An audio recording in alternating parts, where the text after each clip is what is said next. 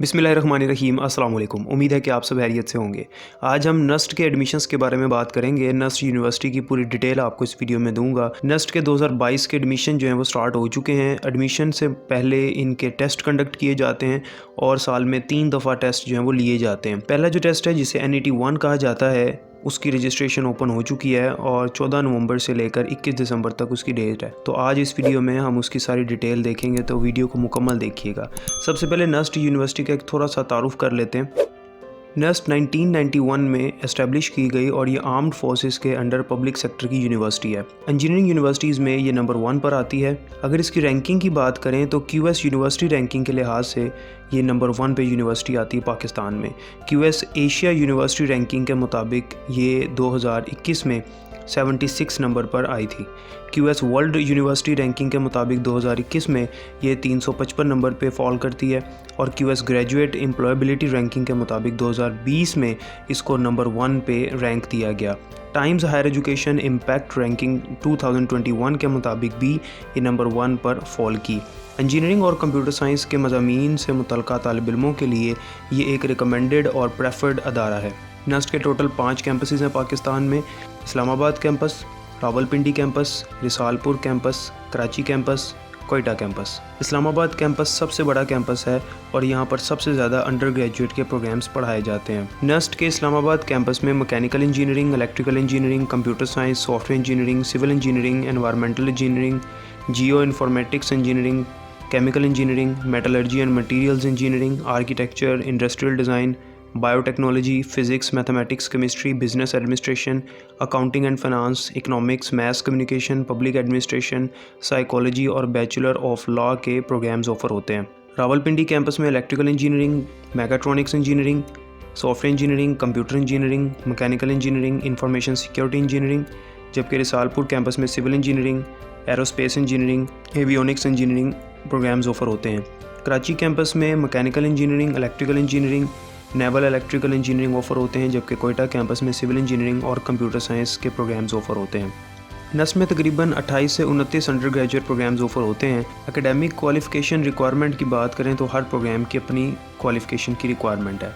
Female students college of aeronautical engineering और military college of engineering Risalpur में apply नहीं कर सकती हैं। नस्ट का अपना एंटी टेस्ट होता है तमाम अंडर ग्रेजुएट प्रोग्राम्स के लिए और इसके अलावा कोई भी टेस्ट यानी नेट, ECAT वगैरह काबिल कबूल नहीं होते। जैसा कि मैंने आपको पहले भी बताया कि साल में 3 बार एंटी टेस्ट मुनक्किद किया जाता है।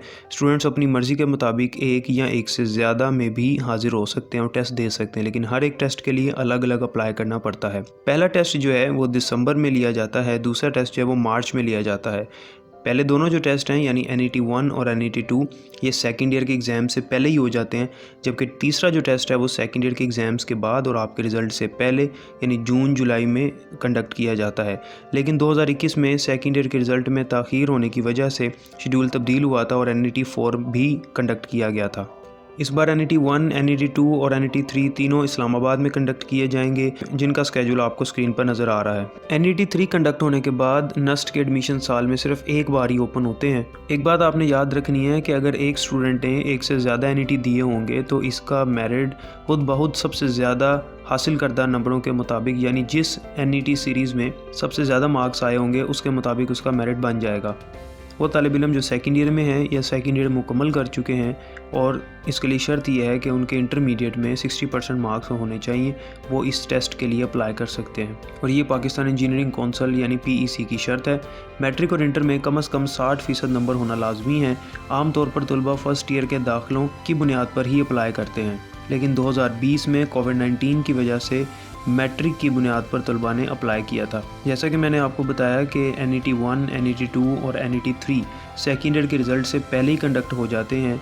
इसी वजह से फ़र्स्ट ईयर की बुनियाद पर अप्लाई करना होता है और फर्स्ट ईयर के मार्क्स की बुनियाद पर अप्लाई करने वाले स्टूडेंट्स को एक आर्जी एडमिशन दिया जाता है और स्टूडेंट्स का सेकेंड ईयर का रिज़ल्ट आने के बाद उनको अपना रिज़ल्ट कार्ड जमा करवाना होता है, जिसके बाद एडमिशन कन्फर्म होता है।